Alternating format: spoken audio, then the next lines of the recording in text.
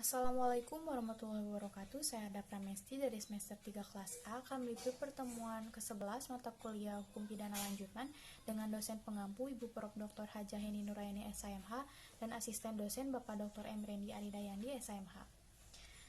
Bab 4. Pengulangan tindak pidana residip.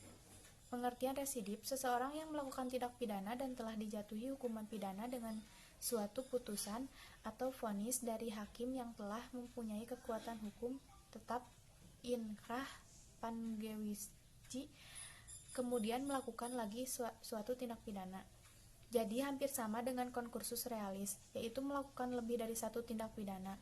Perbedaannya adalah dalam residip telah ada putusan atau vonis hakim yang mempunyai kekuatan hukum yang tetap berupa pemidanaan terhadap tindak pidana sebelumnya.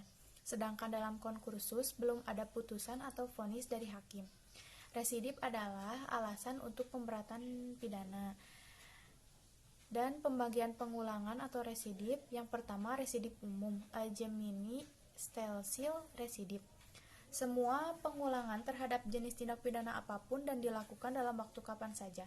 Yang kedua, residip khusus atau spesiali stelsil residip. Tidak semua jenis pengulangan merupakan alasan pemberatan. Residip menurut KUHP, pengulangan atau residip tidak diatur secara umum dalam buku 1 KUHP tentang ketentuan umum.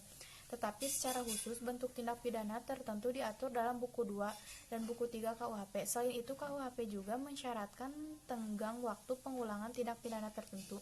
Dengan demikian, KUHP menganut sistem residip khusus, artinya pemberatan pidana hanya dikenakan pada pengulangan jenis-jenis tindak pidana tertentu saja dan dilakukan pada tenggang waktu tertentu. Syarat-syarat residip adalah yang pertama, kejahatan yang diulang harus sama atau jenis dengan kejahatan terdahulu. Yang kedua, antara kejahatan yang terdahulu dan kejahatan yang diulangi harus sudah ada keputusan hakim yang berupa pemidanaan yang mempunyai kekuatan hukum yang pasti dan tetap.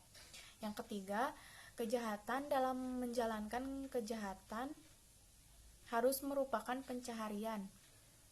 Yang keempat, pengulangannya dilakukan dalam tenggang waktu tertentu.